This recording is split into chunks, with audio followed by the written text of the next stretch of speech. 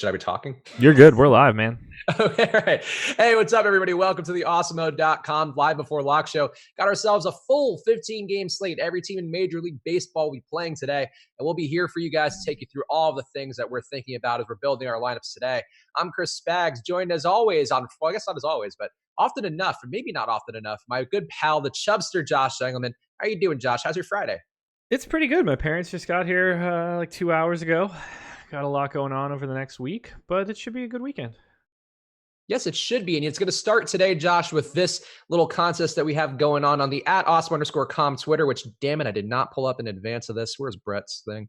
All right. We got a giveaway for you. We're always giving away things here on the awesome_com Twitter and on the YouTube channel. But today, right now, go to the Twitter handle @awesome_com. We're doing a giveaway. All you have to do is guess the player who scores the most Yahoo Fantasy MLB points on tonight's slate. You can win 1 free month of Osmo Plus. That is our brand spanking new and improved premium membership to get all the ownership projections, all the rankings, the deep dive column every day, the lineup tool, a lot of different things on their top stacks tool. Everything's going to make you a better MLB DFS player. So go check that out right now on the @awesome_com Twitter handle, or use that promo code live before lock and get half off the first month or week of any package. If you don't want to win it for free, I guess, that's up to you. Josh, what would you say is the biggest advantage of having an Osmo Plus membership? Wow, that's a good question. Ownership, for sure. That is the biggest thing that I would want if I was not afforded these tools as my job. I would subscribe for ownership. Yeah, there we go. And with enthusiastic sales pitches like that, how could you not say? well, it's a lot, and I was trying to think about it from like a sport perspective. But ownership across all sports is more important to me than it's the most important piece that we have.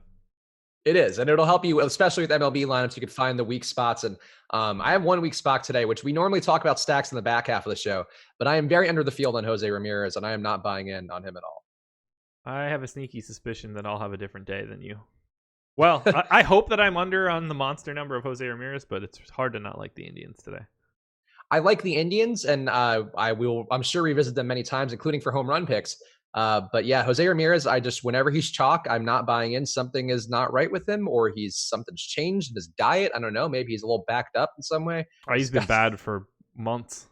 It's like egregiously bad at this point. And it's just, yeah, that's one of my takes on the day. We have him at 26% ownership on DraftKings, and I am at a fifth of that. I don't think I talked to you about this on a show. I think it was probably Adam or Laffy or maybe Jake on one of the early shows. Dan Zimborski, the guy that does the Zips projections that are on Fangraphs, he also writes for ESPN. And probably like 2 or 3 weeks ago, he did he had an article of like the 5 biggest gains from the beginning of the season and like the 5 biggest drops in basically like WOBA for everybody in the league. And Jose Ramirez was one of those guys that has had the biggest fall in their projection over like the end of last year and the beginning of this one. Yeah, he was like an MVP candidate last year, and this year he just cannot find his way with anything. I mean, not getting steals, really, not doing anything. It's really, really weird. But yeah, people in the chat saying 0% Jose Ramirez. I have Jose Ramirez. Anyway, we'll talk about these guys more, and we will talk about Jordan Luplow, Cantor 33. Trust me about that. The Ginger Assassin will be shouted out at some point. But let's talk pitching up top here, Josh. The pitching has gotten a little weird as the day has gone on. On DraftKings now, we have Steven Matz as the highest owned pitcher. Garrett Cole's fallen a bit. Max Scherzer's risen a bit. It's kind of taken some movements here that I wasn't expecting on the day. Eduardo Rodriguez also right behind, or at least in the same tier with these guys. Who are you getting the most of so far? I expect that I expect Cole to be the guy that I have the most. I expect to have more than the field of Cole and Scherzer, and I expect to be nowhere near the field on Steven Matz. Yeah, I'm actually with you on most of those. I got a little bit less Cole than I wanted with our projections. I think we project Scherzer to be better, which... We actually, in the most recent update that I have in here, we project them to be the same. Oh, okay. Yeah, the last one I had was like a 0.08 difference or something. Let's see. Let me make sure I'm loading up the right ones. They came out a minute before we started. Oh, so yeah, it is currently a 0.06 difference between the two. Okay, yeah. So I have it rounded to 1 decimal point. So both guys show as 25.9 on my screen. Yeah. So that's not. Yeah. So I mean, so you would prefer Cole then by a decent margin or just a slight margin? Slight margin. Slight margin. Yeah, I'm about equal on them. I think I have slightly more Cole, but but I had to force it that way. And I think Cole's a strong play. I think there are some downsides to him where he hasn't been giving up power. And that day that Toronto had yesterday, like, obviously this is something I think you're not going to care about at all. Maybe Sean B in the chat can help chime in with a little recency bias sake. But Toronto going off yesterday and having like a really big day of hitting and going against a guy in Cole who's given up some decent production in terms of power. He's got a 4.5% rather home run rate on the year. And that does worry me a little bit that, these guys are coming off, they're a little bit hot, but also I think that could benefit Cole where if they're swinging a little bit more aggressively after the big day, and pretty much, half the lineup had a home run yesterday. I don't know how that would factor in, but I'm still willing to trust Cole because the strikeout stuff is, better than everybody on the slate. I'm going to end up with a little bit of the Blue Jays today. I'm not really fond of that, but they are being completely overlooked, which is not shocking, but they have a lot of power. So it's not as if I'm saying like the Blue Jays are going to be my number one stack or something, but if they're at, 1.5% aggregate ownership, I wouldn't be surprised if I get at like 3. Okay. Yeah, I think it's not a bad approach. They're a team who generally has failed, I feel like, as a stack, at least beginning of the year. They were failing quite often whenever they were popular, but ton of power, 200 ISO for this projected lineup they have. Like, they do have guys who can do some quality work in terms of power hitting. And I think that's one weakness of Cole. Out of very few, that is one. He does give up some home runs. ISO, what a garbage stat. There was our old pal Emac pointed out that Sean B in the chat in one of the shows today had said that ISO, isolated power, of course, one of the key stats that we all look at Osmo.com to figure out the power potential of every player. Sean B, not a fan of ISO. It makes perfect sense. No, it does make sense. Anything wrong with Scherzer, or how much beneath do you think you'll be with him relative to Cole? I figure that I get both of them somewhere in like the 40 to 50 range. I'm getting the sense that I have every single lineup with at least one of them. Okay. Interesting. That's an interesting approach, because I went super cheap for some spots where I think you do have some cheap guys that maybe have some upside, or you go with Eduardo Rodriguez as an SP1 and hope he has a strikeout upside. Sure. So it's interesting, I think, that you'll have a high price guy in every lineup. That's my plan, at least. All right. They're on a different level than every other pitcher on the slate. So I think that's fair. Blake Snell, though, I was getting a little bit of today, and I'm under the field on both those guys, or under him relative to both those guys. But I think he's not in a terrible spot either, especially price-wise. The fact he's cheaper than Rich Hill, and I think cheaper than Robbie Ray, and cheaper than Giolito. I actually don't mind Snell in that spot because his strikeout stuff's been as good as anybody. He just kind of gets pulled a little fast and can have some big days where he gets blown up. Yeah, I'm honestly really surprised that I'm not getting to him more. Alex's projections like him quite a bit. He's one of the only 3 guys over 20 projected DK points. Cole and Scherzer are obviously 2 of them. And then Snell, which has actually gone up a little. Actually, now I was looking at the Yahoo projection earlier today when it was, now that's gone up too. He's at 21.1 right now. So Alex, big fan. I would assume that if you checked out Alex's lineups, barring any, specific changes for ownership, I would be guessing that Alex ends up with quite a bit of Blake Snell tonight. Yeah, he was coming up for me because of the projections that we have at Osmo.com, which I use. We all use at least the part of aggregating and kind of keeping an eye on things. And they are the best in the industry, of course. Use that promo code Live Before Lock for half off your first month or week. If you want to get them, you just plug them right into Fantasy Cruncher. Use the ownership as well to figure out what ownership caps you want to do. Very simple ways to make lineups either in bulk or just hand built kind of quality lineups.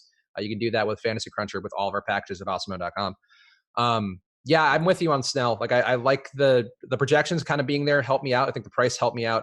Rich Hill intrigued me a little bit just because I do think he has a strikeout upside. He's been in the mid-30s fantasy point wise a couple times this year, but I didn't get there as much. And same thing with Giolito. Like I just don't trust those guys nearly as much as I do the other 3, the Cole, Scherzer, Snell trio there. What are you doing with both Giolito and Hill? I don't expect to have any Giolito. Even if I make dramatic changes to my baseline projections and I work in the projections from Alex. Sorry, Tommy La Stella got scratched, so I'm updating the Angels lineup right now. Everything was a little frozen. So on DK, Alex says Giolito at 17.6. He's got Rich Hill at 19.7. I completely agree. I greatly prefer Rich Hill to Giolito. I expect to get a little bit of Rich Hill. I assume that'll be over the field. It's possible that I just get so much Cole and Scherzer that I don't get to Rich Hill, though. So it'll be interesting to see how that shakes out when I when I finally get my crunches in.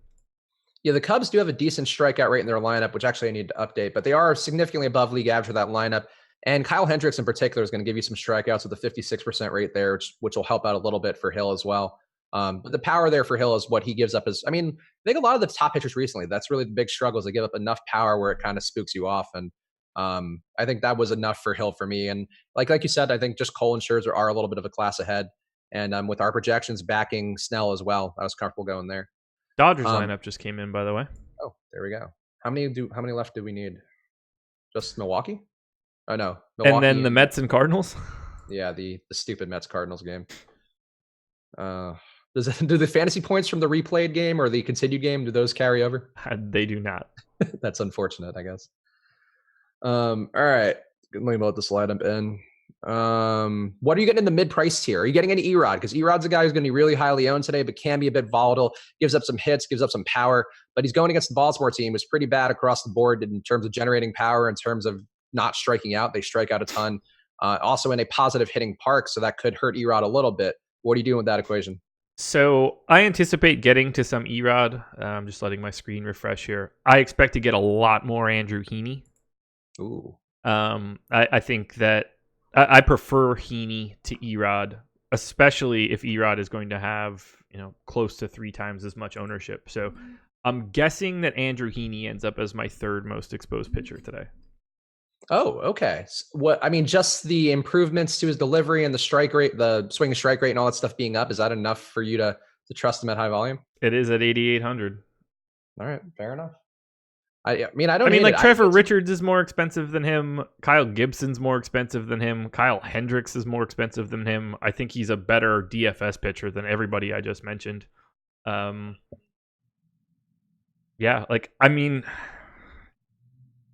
Depending on how big of a believer you are in Luke Giolito, you could pick Andrew. You would rather have Andrew Heaney at 8,800 than Lucas Giolito at 11,100. I could see taking a stab at that. I did get some Tampa Bay stacks today, or at least a little bit of them. I think maybe 1 or 2. I don't know. I don't know that I'm buying in on Heaney. The numbers are crazy if you look at him just from this year. 0.96 whip, 15.1 Ks per 9, 19.4% swing strike rate, and a 35.6% chase rate. But the hard contact's been there 49%, and he's always given up a good amount of hard contact. I don't know. I just feel like he's due for some negative regression, even though the strikeouts have been there. I know he's got some nasty stuff and has made some changes to his delivery and all that, but it feels like a bit of a mirage. Yeah, so the stuff that he's done this year is playing a very, very, very small role in what I'm doing. Everything else is basically what's baked in for me. It does help me. It gives me some pause. Alex has him at 16.8 fantasy points, which I think is still valuable. It is still a number that's higher than Erod. You're paying $800 more. So I think they're fairly comparable from a value perspective. But even if Andrew Heaney is not anything that he's been this year and he's just old Andrew Heaney, I still think that's better than 8,800. Yeah, he's had decent strikeout stuff going back to last year, 9.5 Ks per 9. So it's not quite as jaw-dropping as the numbers he has this year. But he has been good enough, and I guess I could see it with that price. I would just rather take Erod because you have a much better or a much worse hitting lineup, a much better matchup. They have a 28% K rate in that lineup that they have today. And then Tampa Bay does strike out a decent amount versus lefties, but they do get on base pretty well, and they get hits. They have a 263 batting average versus lefties in in the Rays lineup. So to me, the tiebreaker is always, all right, who's going against the worst team? And I would say that Baltimore is a significantly worse team than Tampa Bay, and I think I'd rather have Erod. Yeah, that's an understatement. Yeah, I went on a limb there for that one. God, bringing the hot takes in on Fridays. How many beers have you had? This is number 1. This is number 1. This is number 2. This is number 2. All right, good. So yeah, I only have, this is the last one I have in the fridge too, so I have no addendums. It's either this or whiskey at this point. We've got a lot of garbage beers. Watermelon something or other, banana bread shit. People leave the weirdest stuff here. One of my friends in New York sent me having a beer right now, and it's with some sour, like a gigantic sour beer. But I hate sour beers so much. To me, they taste like regurgitated vomit, and I can't shake that. I'd have preferred if you didn't say that, considering our favorite bar is called Sour Barn, and I could basically walk to it from my front door. So, that'll throw me off. I'm not a big sour guy either. They're really great to have one when it's like 100 degrees. There's some that I've had that I like Captain Lawrence has a good one. It's a little bit fruity. Like the fruitier sour beers I can deal with, but the ones that are just straight, I had a pickle one when I was in Brooklyn when I was living up there, and that doesn't belong in beer. It doesn't. It's like putting pineapple on pizza. That I would disagree with. As a child, I used to go to California Pizza Kitchen, even though I lived in New York. I remember a good Hawaiian pizza being part of the repertoire. Yeah.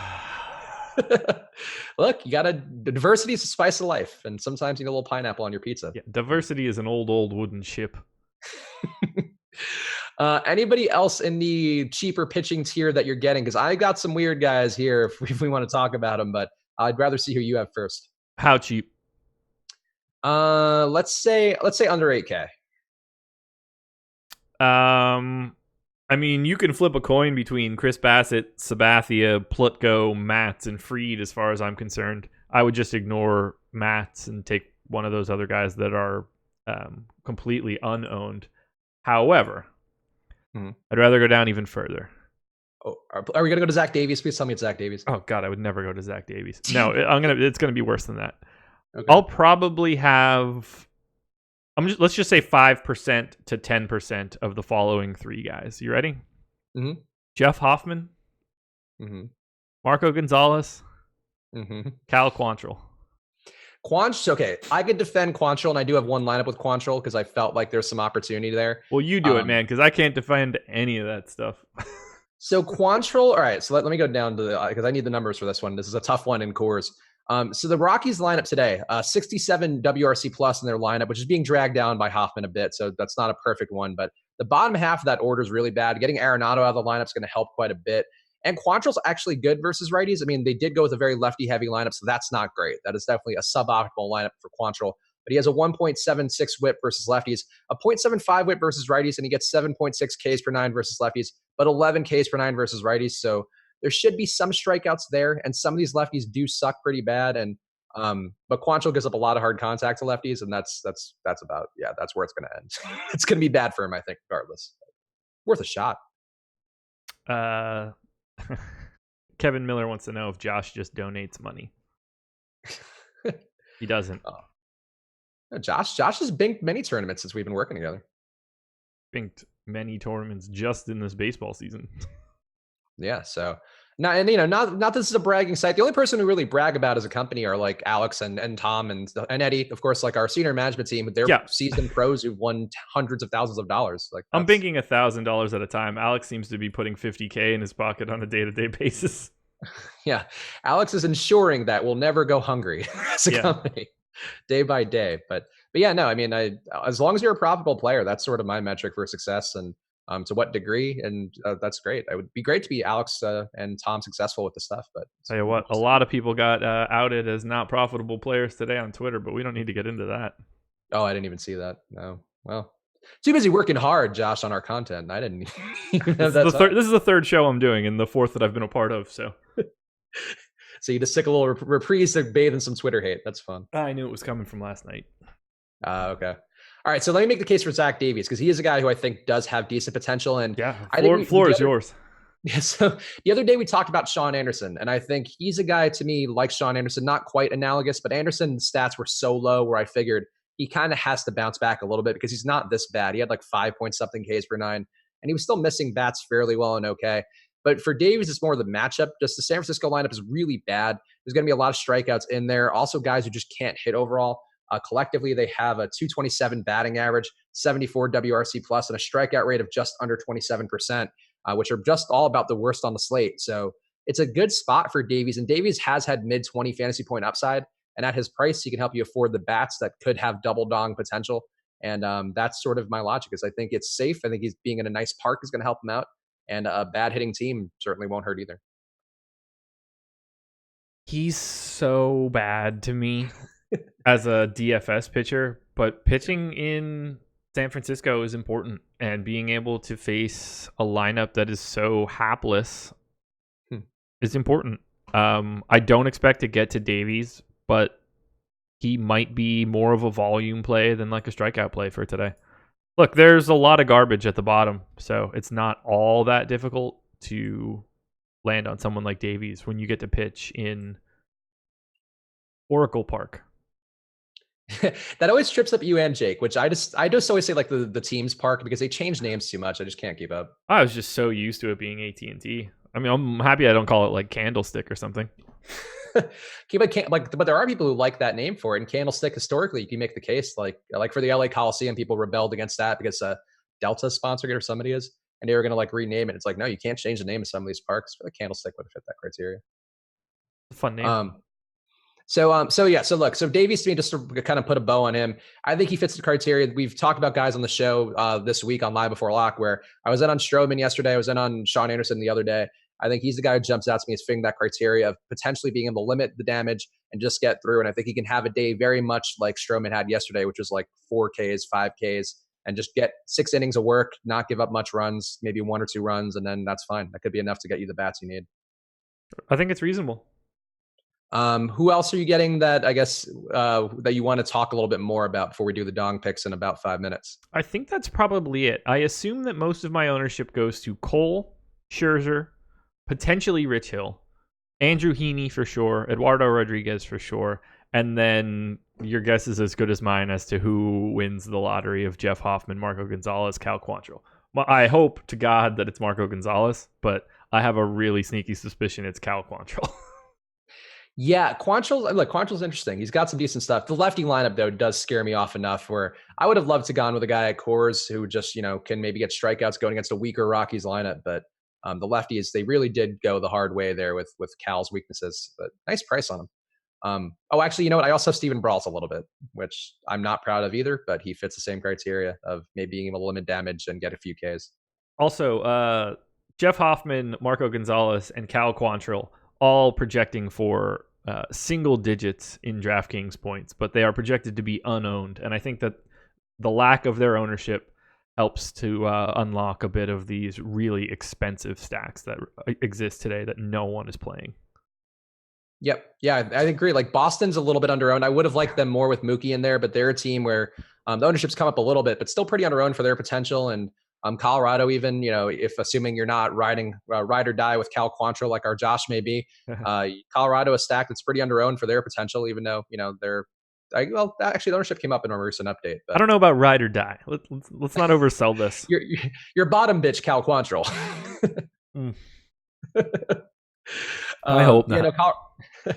If you want to afford, I think these bats, I do think you have to take some chances on the crappy pitchers. Jeff Hoffman, I would not take a chance on, though, just for the record. What do we think? In a way, I think I like Hoffman more than Quantrill. What do we think we're doing? What is happening with this stupid Cardinals Mets game? Has the other one ended? That I don't know, but I know that the alert that I got was that it's going to start whenever it starts, and that's just it. Thanks for that. Okay, so it's bottom 10 right now, 5-4 Cards. So as long as the Mets don't score here, this will end in play outs. So 2 outs. Hold on. Ground out. Okay, so this game is over now. It literally just ended. There you go. I would guess that we're not going to see the Cards and Mets lineups until 6:45 at best. So we're going to have a real tight squeeze on Cards Mets, but it's also not going to start at 7:10. Not that that's going to help us at all.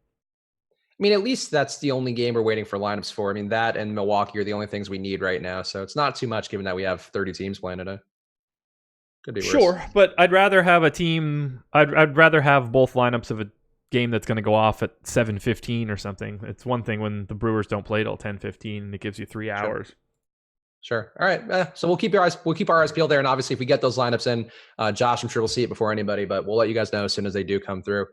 Anybody else? People want to talk more about Giolito, and I'll pull up the Yankees stats. So to me, the thing with Giolito, I think the stuff that he's shown this year is really solid. His whip is down to 0.92. He's a 1.3 whip guy going back to last year.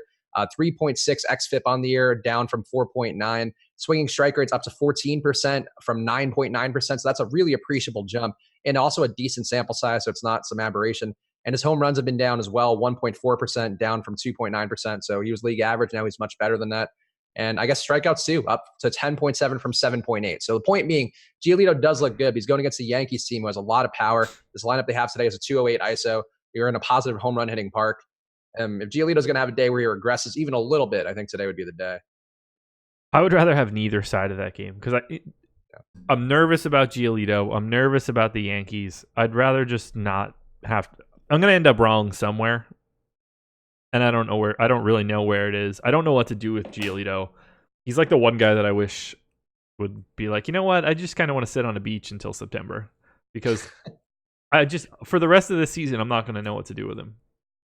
Yeah, I wouldn't mind him in a spot like if he had one of these positive strikeout matchups, I think I'd be okay going with him. But you're expecting him to have a good performance against like a really strong hitting Yankees team who's been good on paper, like just in general this season, but also the lineup they have today is just good versus right hand pitching. And I just don't think it's a spot.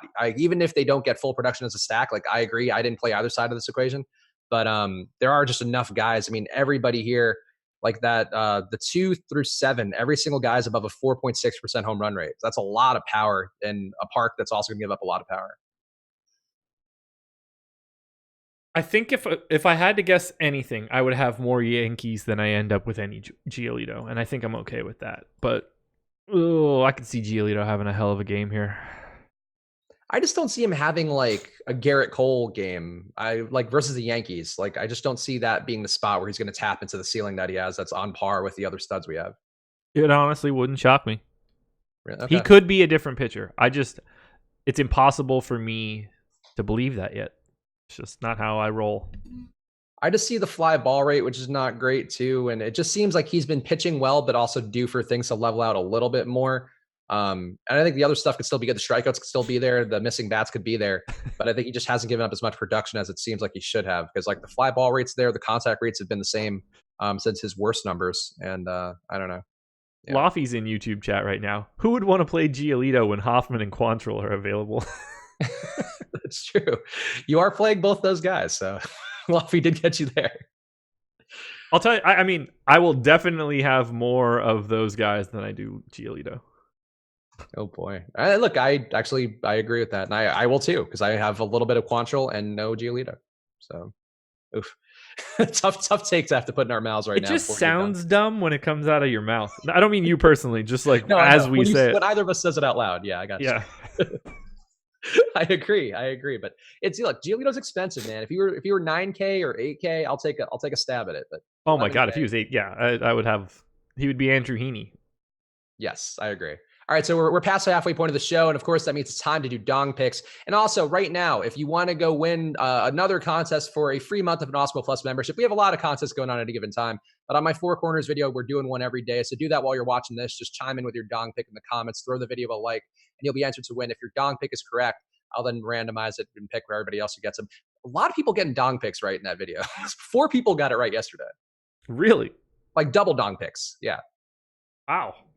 Yeah, I mean, they followed my Blackman thing, which is fine for 3 of the guys, but one guy got Cody Bellinger. I was like, really? That was not a expected outcome. Well, I mean, he's Cody Bellinger. Yeah, but Lester does limit home runs more. I was surprised by that one, but yeah, people have been doing that. So go do that right now. It's on the channel, and watch it every day. It's a short form video, so you can watch the strategy show for the longer form take on everything. Watch the Four Corners while you're probably taking a dump or something. It's a short video. It's under 8 minutes, so go check it out. All right, Josh, the home run standings on the year, which you missed my thorough breakdown of them yesterday. And EMAC is in first place, tied with me with 12 on the year. But he does have one more correct pick with 12. I have 11 correct picks. Jake has 10 correct picks on the year and 10 total dongs. You also have 10 total dongs, but you are in last place with your correct picks with 9 on the year. And also you and Jake have the lowest hit rate on the year. So it's time for you to dig out of your hole, Josh. Get out of your basement, your well that you've been buried in, and find your way with the dong today. We don't have basements here. Oh, really? Oh, because of flooding? Yeah. Yeah, no basements here. Do you have the frog, the front room above garage? Yep. Oh, I had a friend, or when I was dating a girl who had a friend in Virginia Beach, they had them, and I was like, that's such a fun name, and also like a cool room setup. It's great. It's basically like our media room. Like it's, we have got like a big sectional, so like people can pile in there. That's just where you kind of like hang out to watch shit. Yeah. Frog life seems fun. Ribbit. All right, go ahead. Give me your pick. You're in last place, so that's a gentleman's rule. Cool. Way to stick it to me there. I'm going off the board a little bit here. Not that it's not grading out really well for me in my model, but I'm fairly confident that no one has picked him this season. Give me Michael Chavis. Ooh, okay. I think I might have picked him at some point. Okay. Yeah, I like that pick though. All right, Michael Chavis. Where is he on the model? 11. Oh, And actually, you are the first to pick Michael Chavis or Chavez, depending upon what he is. I think the guy who played Tatanka was Chavez. It's Chavis. Okay. So Tatanka is a separate last name then. Fair enough. No respect. Yes, he's not Tatanka. What a second career that would be. I'm going to Cleveland for mine. I'm going to the man who was once dubbed on a show the Ginger Assassin by me, and I will continue to stick with it, Jordan Luplow. He's got a ton of home run power. He's the guy I have the most of in the outfield today. Jordan Luplow coming in at a crisp 34th. All right, that's better than I thought it would be. He's got 15 games late. Yeah, that's fair. The reason for Luplow, just so people can know, because I think he does get slept on a little bit. The ownership is getting there for him, but 146 WRC plus, 7.3% home run rate on the year. Hard contact, not quite there as much, which I probably should have thought about a little more, but a 347 ISO, so that's all positive. Emac made his pick. Let me see. Emac going with big Dan Vogelbach. Emac going to what works to get back on the board. Where's Dan Vogelbach? 84. Oh, even lower than Jordan Luplow, huh? Okay. Yeah. Not loving the ballpark there for old Vogelbach, which is probably not, that park factor probably not the same for Dan Vogelbach as it is for somebody else. No, perhaps not so much. Dan Vogelbach not hitting a lot of, it barely made it. Yeah, well, that's like his belt loops. That's the only thing. He puts his fat ass behind that thing and it goes 500 feet. All right, so picks are in. Jake is the baseball savant is currently enjoying some time at a cabin, so he's probably not going to have a home run pick. So you could pass him. That would be positive for you. Oh shit! Can I change mine? Sean V likes it. No, now you get, I guess, all the credit in the world. You and Sean V can share in the credit. No, we will not. Just two peas in a pod. I would rather take Billy Hamilton today than agree with that pick. Billy Hamilton, I assume, not high on the model. Dead last. Okay. Really, dead last? I feel like he at least has hit a home run before. I mean, if we're inside the Parkers count, I guess. Billy Hamilton is last, D. Gordon second to last, and Wilfredo Tovar, who I am very confident I've never seen his name before, is third from the bottom. Billy Hamilton has a 0.4% home run rate versus righties. I expect Billy Hamilton to hit 0.03 home runs today. All right. Well, the 0.03 is what'll get you every time. So that's what? One home run every... If he played this slate over and over again, he'd hit one every month, basically. That seems aggressive, actually. That's a regression to the mean getting you. That is a fun... I think I actually had him on a lineup the day that he had a home run this year, because I think he might have like 1 or 2 home runs on the year. And I'm pretty sure I had a day where he had it. That felt good. So I might have just remembered him as being like, hey, Billy Hamilton's got some pop now. And he does not. Sam Lonberg says Vogelbach can't even see his own dong in the shower. That's how Emac likes his home run picks. He likes the beefy boys. They got more power. Got more junk in the trunk means more power. Whoa, we got a very interesting dong pick in the chat right now. Terry Wilson Jr. says Scherzer. Book it. Ooh, okay. Where's he on the model? They don't exist. He, for me, has a 0% home run rate on the year, and I would give him a 0% probability on the day. So there we go. He's probably more likely to hit one than Billy Hamilton, but yeah, he's got a good BABIP, 357 BABIP for Max Scherzer. Maybe a little lucky. All right, let's go to stacks, because obviously we have a lot of stacks here to talk about. We have the Colorado game, which will have some ownership. Of course, the top stacks tool on Awesemo.com will help you out quite a bit. If you use that promo code live before lock, you get half off the first month or week of any Awesemo Plus membership. And again, the top stacks tool is a really good way to pare down the stacks you want to go with. Stacking is the most important part of making a baseball lineup. And you can see the ones that have a decent chance of being a top stack on the day, the ones that are over-owned relative to that chance. And it's a good way to immediately kind of pare down the ones you're going to, especially if you're doing a max 20 like I do every day, or even if you're doing a 150, it just helps you figure out the spots to attack. But Josh, what are you getting today as your top stack?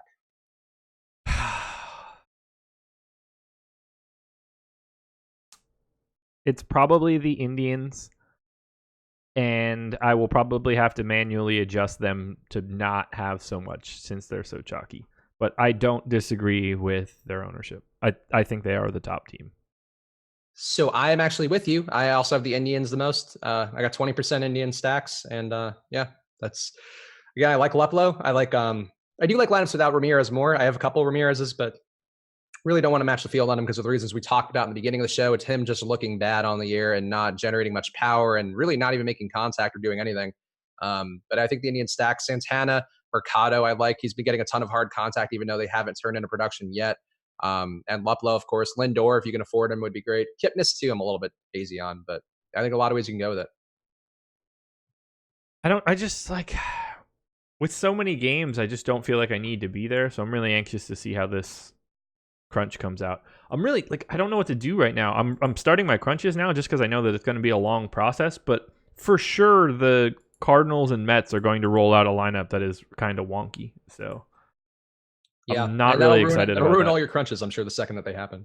Yeah, I mean, the chances are that I'm just going to have to hot swap people and not run crunches again. I don't think I'll have the time to be able to do it, but I feel like you're going to get some Cardinals.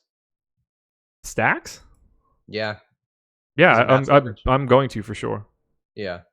Yeah, I mean, Matt's is a guy who, if you want to get leverage on the slate, I think either he or Erod would be the guys. And Erod, I don't see getting a full stacks worth of production, but Matt's not great. I mean, he's getting some strikeouts, but still giving up good power, giving up a good amount of hits. And I don't know. And the Cardinals don't strike out a lot. At least this lineup doesn't strike out a lot. So the Cardinals are the first team. Like, if I sort the projections by value as a team, the Cardinals are the first team to show up with a pitcher facing a pitcher that has north of 10% ownership. So that usually means that they're going to jump to the top of my exposures. Okay, that's fair. Also, actually, one pitcher, sorry, I just want to circle back to this real fast because we didn't touch on this guy. We should, because I think he's an important one that people are going to get in their projections today. Tyler Mahle, what are you doing with him? I will have 0. Ooh, okay. I don't hate that. I got 30% Tyler Mahle. You will have probably 28% or more than I will. I usually get like 1 or 2 of everybody, so like I count those as, functional zeros, but yeah, he is not a guy that I have my eye on at all. Yeah, so I'm getting him because of our projections, and this is one where I really do see the other side of it, where Mahle's been so bad versus lefties, and you have a couple of really good lefties in Texas's lineup, even though this actual lineup isn't that great versus right-hand pitching on paper. But I do think Chu can give him some problems. Mazzara, Odor, I think there's enough guys. Guzman, even still, I think there are enough guys here who can give him issues, and I don't love it. Cabrera too, actually, because he's a switch hitter. Yeah, I don't love the spot, but he projects really well for that price, and I'll take my stabs. And Adam, shit my money, seems to think he's a good pitcher. So I'll put all the blame on Adam. So I do think he's solid. My concern here is that I'm nervous. I feel like I would rather have Rangers than Mahle because of the lefty power that's in that lineup. I'm just nervous about him. Big time hitters park. There's a lot of signs that just aren't playing into Mahle between having 1, 2, 3, 5 lefties at a minimum. I don't know if Jesse Chavez or any of these guys are going to hit lefty, but 5 of the 8 hitters will be hitting from the left side of the plate in a park with a 110 lefty home run factor. It's not like it's much better for righties. It's a really scary spot. I know the Rangers' offense is garbage, so that's probably certainly helping things out, but if Mahle really is going to be around 18%, we don't have a single hitter on the Rangers north of 2% on DraftKings. I'd rather just get like 6% of every single Rangers hitter and call it a day. Yeah, I think that's fair. And actually that does make logical sense there with just getting leverage on Mahle, who's going to be almost 20% owned on DraftKings. He's going to have some ownership on Yahoo as well. Yeah, I think that's a logical approach. If you are playing Mahle, try to hedge a little bit with Texas at least. But yeah, Texas does look bad on paper, like just versus righties. They certainly do. Yeah, not getting a lot of hits, not doing much, but yeah, it is a park that's going to enable every positive hitting factor that there is. So Mets lineup is in. Yeah. Also, Jeremiah in the YouTube chat saying the Mets lineup is in. You didn't. I literally just said that. Oh, damn it! I think we talked over each other, and that's my bad. Yeah. So the only difference from what we had, or from what I had from the preloaded lineup, is Juan Lagares is in over Carlos Gomes, and Lagares is even cheaper than Gomes. So I'm just running everything with Gomes in, and I'll hot swap if I get to him. But I also don't get the sense that I'm going to get too much of Carlos Gomes today. Who's going to be your number 2 and 3 stacks on the day? Probably the Padres and the Red Sox. Probably Red Sox if I had to guess. And then the Padres will be up there. They grade out second. They have got monster projections in Alex's model, so I expect them to stay up there. I might adjust them a little bit just because of their chalkiness. The Rockies are getting a little bit less ownership, and I think I'd be just as happy going to the Rockies than I would be to the Padres.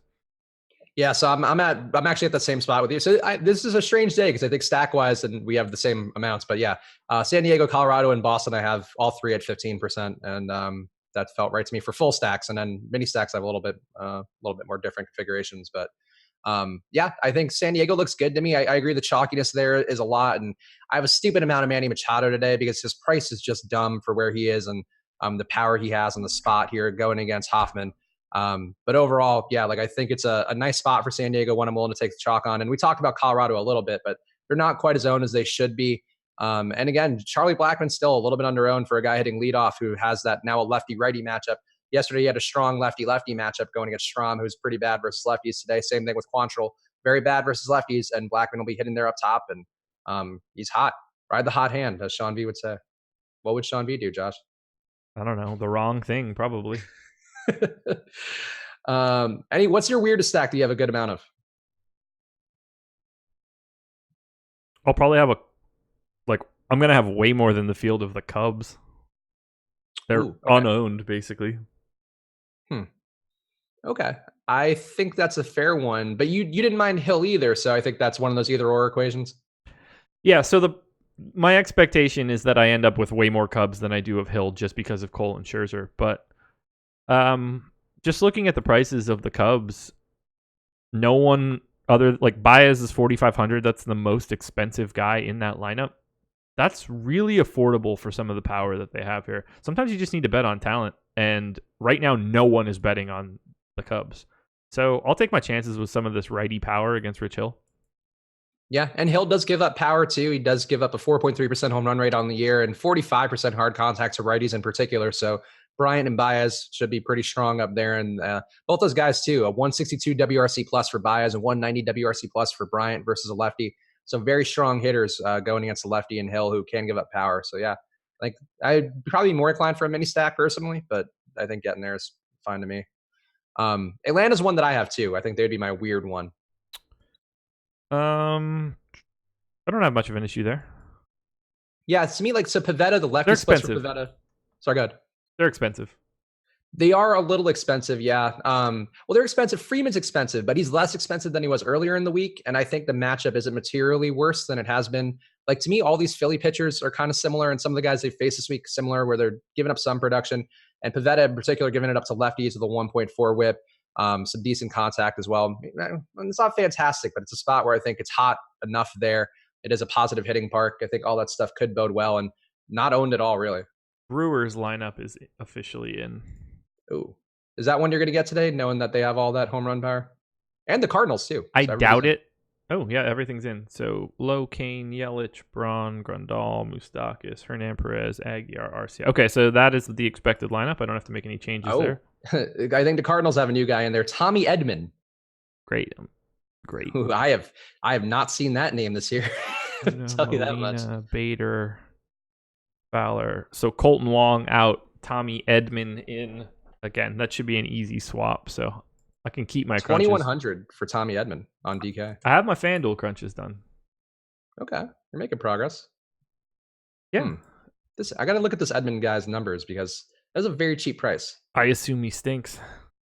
I would assume so too. But sometimes they do that where there's a guy's not that bad and he just hasn't played. Wasn't expected to play. Let's see. What are his numbers? Where are you at, Tommy Edman? Tommy Edman's going to break up the Steven Match chalk today. Tommy Edman is shitty. Real shitty. Has no power whatsoever. Yeah, he's only had one at bat this year versus a lefty, so not much help there in my stat sheet. Tommy Edman in 218 plate appearances this season. So he's oddly had some power in AAA this year. It's usually like a 100 ISO every other year.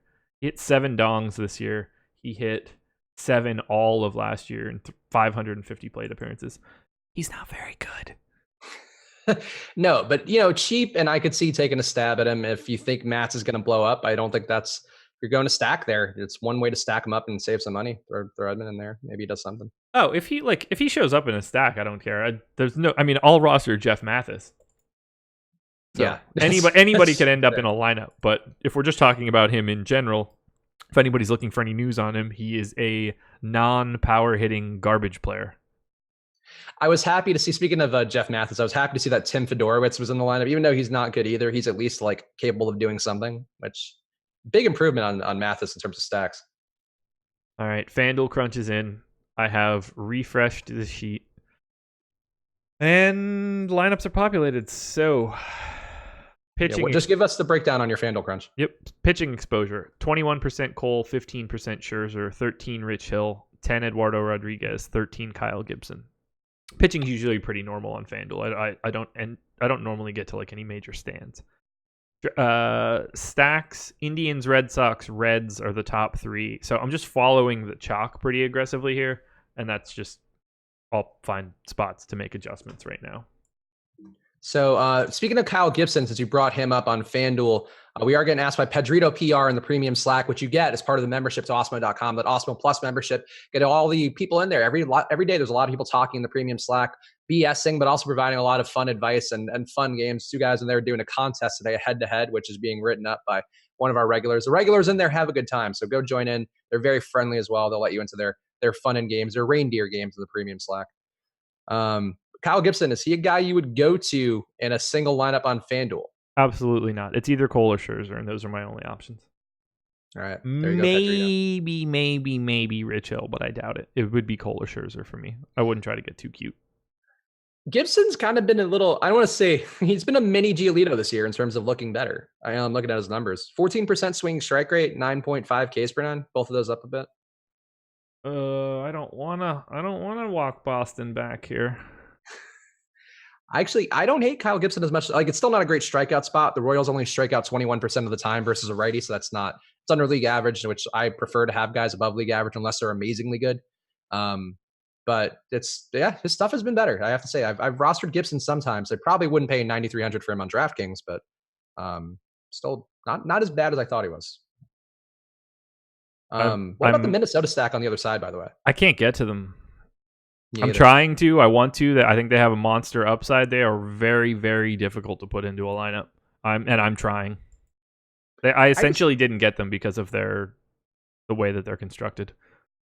I just don't think Brad Keller's that bad either. And the deeper dive guys talked about that as well at some length. But Keller does limit damage pretty well. A 1.1 whip versus righties, a 1.6 whip versus lefties, which isn't great. But there are a good amount of righties in that lineup. And his home run rate too, 1.1%. So he's keeping it down.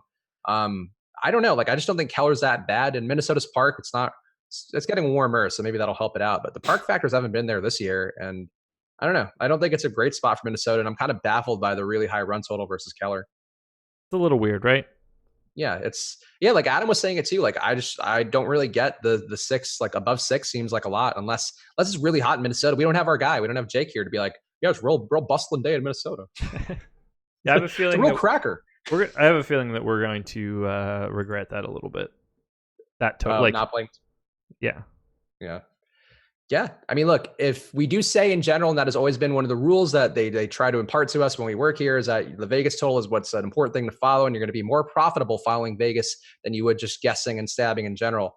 And these guys are not going to be owned, and they have a gigantic run total, the second biggest on the slate, and nobody's there. But Chris, I've been told in YouTube chat that the run total is not worth it. Should I listen to the YouTube chat or to Awesemo, the number 1 player in the world? Which direction should I lean there? I'm having trouble figuring it out. I think it's a break even overall. Even odds, we would say in the betting industry, I think. Yeah. But yeah, Minnesota. Yeah, Minnesota right now. Okay, so this jumps out. 7.5% chance of being the top stack on the day on DraftKings compared to a 1.5% ownership. On FanDuel, an 8.4% chance of being the top stack on the day compared to 2.1% ownership. On Yahoo, a 7.5% chance of being the top stack on the day compared to 1.1% ownership. So the Twins, you are paying a premium, but you are paying a premium that the boss man thinks has a real good shot of having upside. 7 times more likely to be a top stack than their ownership is right now. And here's the deal. This is happening because of optimizers. Most optimizers, if you drop your projections in right now, are median projections for everyone. They're going to prioritize pitching, and they are going to prioritize Garrett Cole and Max Scherzer. And the moment that you start prioritizing those names in an optimizer, you are not going to be getting to the Minnesota Twins. That is why they have such low ownership but have such high percentages to be the top stack. That is a situation where you need to manually make adjustments to get Minnesota into more of your lineups, because they will not just naturally come up. You need to intervene in some way. And that's the reason that those numbers are coming out the way that they are. Yeah. And I think too, really the weather, it's, I think 80 degrees there right now. Might be a little bit higher since I updated my sheet. That is definitely going to benefit. That is definitely going to benefit the hitting there. And yeah, could be a really underappreciated spot today. So if it goes off, remember that we said this and that we still didn't have any real significant skin on them either.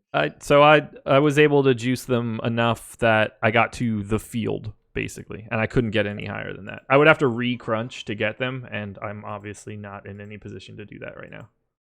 Okay. It would be funny if they go off the day that Jake is on vacation. The Minnesota Jake's doing him proud while he's getting to relax. I hope he enjoys himself. I do too. I was jealous when he's like, I'm going to a cabin. I was like, oh, I love cabins, man. I think he goes pretty regularly. He said one of his buddies owns the cabin or something. It's got a nice little lake situation. I remember him going a couple times last year. Yeah. Maybe it's the lake house. Maybe it's the lake house. Keanu Reeves, Sandra Bulls. Oh, yeah, he's not hanging out with them, I don't think. Though that would be fun too. Though Keanu was in some movie I saw recently where he was like a dick. I forget what it was. He was like dating some. What the hell was I watching? I have no idea. It's some movie. No, somebody in the chat will know. Oh crap! This is actually going to bother me. He's in a movie where he plays like the asshole boyfriend. Oh, it's that Asian couple movie on Netflix. Definitely your whatever. Definitely maybe. He's in that. What? He's in that. Yeah. Interesting. Yeah, he's dating the female character, Amy Wong, whatever her name is. I don't know. Ali Wong is a person. The other person you mentioned, I don't know who that is. Amy Wong is a character from Futurama. It's two different things. So Keanu is dating a character from Futurama? Is that what you're telling me? Keanu is dating Ali Wong, the comedian who has like a lot of specials on Netflix. And she is a chef. She's a very famous chef who has been in love with this kid who she grew up with, who's played by Raymond Park, who's the funny Asian guy in a lot of things. And yeah, it's a cute little rom-com, but it's got a little, I mean, not a little edge, but Keanu's funny in it. Keanu's just like a big Hollywood douchebag type and does some funny things. So I've got my DraftKings crunch in. Okay. Oh, there you go. Always be my maybe. People in the chat are saying, thank you. You are correct. That is it. Andrew Mock got it first. Good job, guys. I don't think I've ever mentioned on the show, considering they play Always Be My Baby in the trailer for that.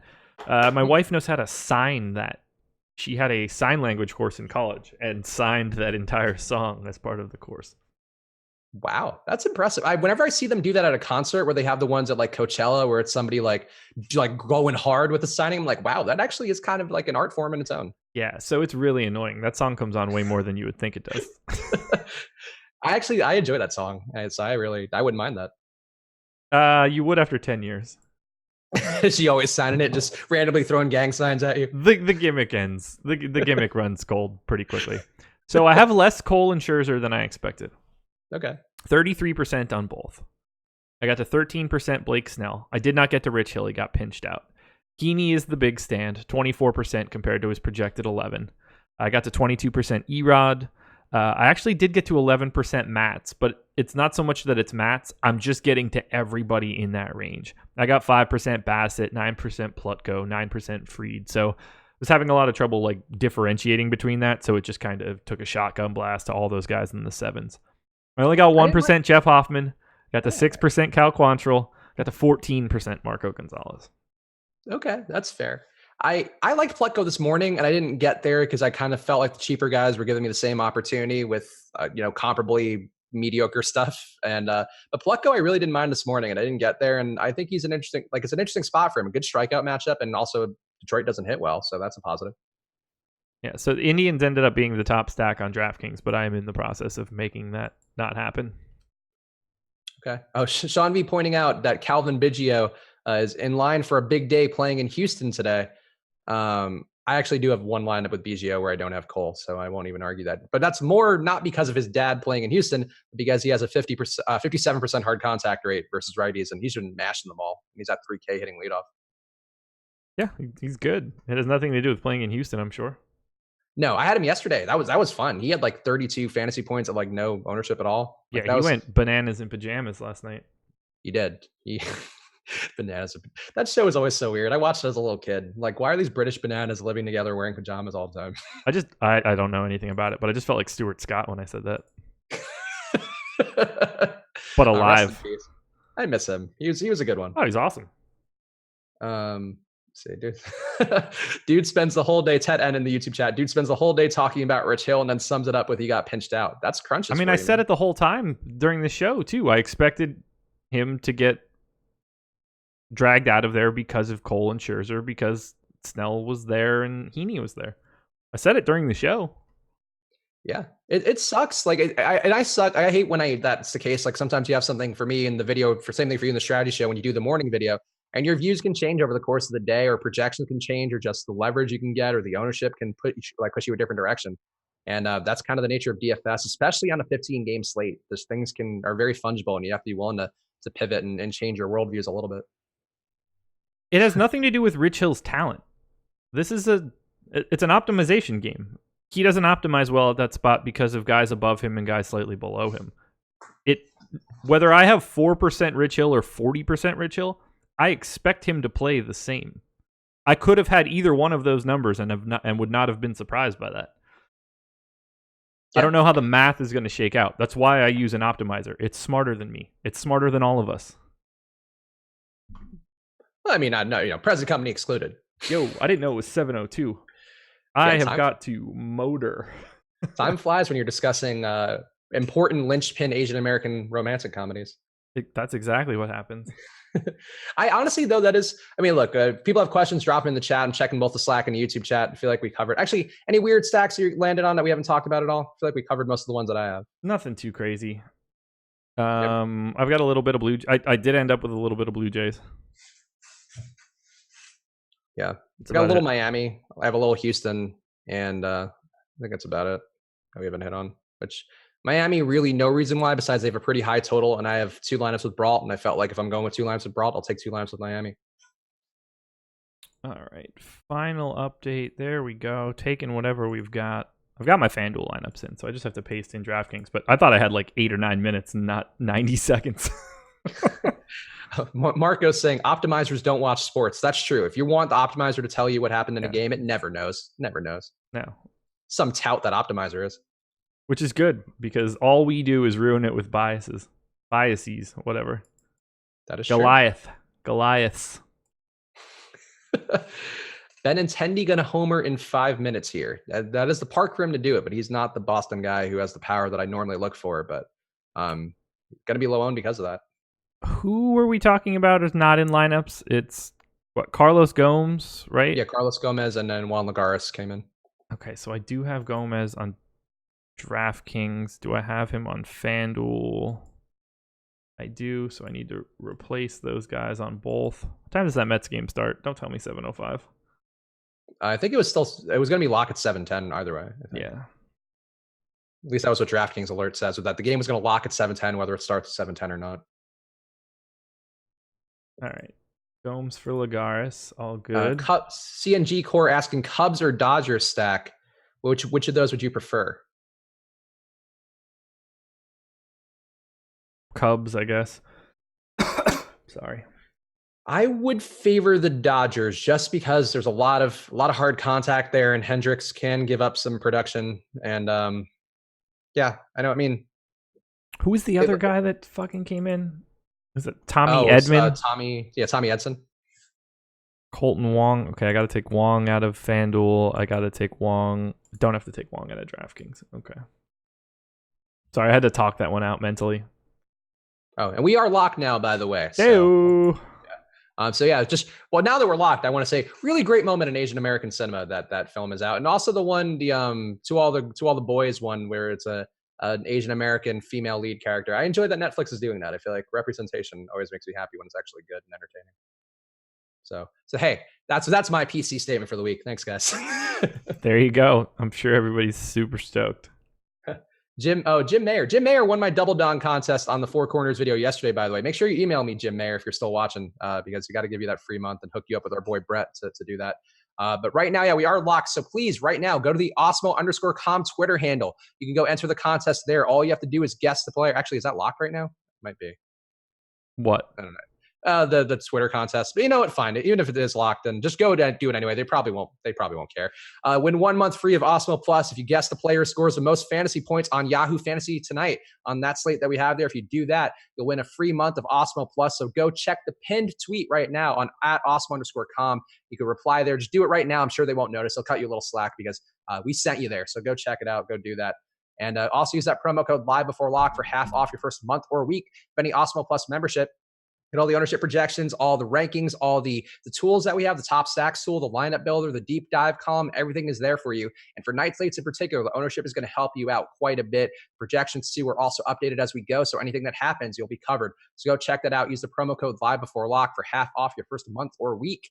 And I'll be back tomorrow doing live before lock. So I'll be here with EMAC on Saturday afternoon. Josh, what do you have going on this weekend? I will be hanging out with my parents tomorrow, fully off. Sunday, I'll have the strategy show with EMAC from 12 to 1, and then doing a little Father's Day celebrations with the old pops. But that'll be it for this weekend. Just hanging out with the fam.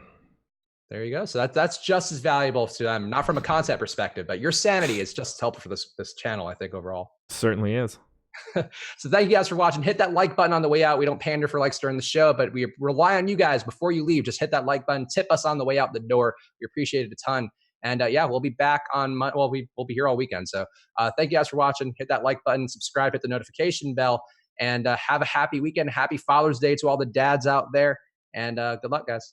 Later, everybody.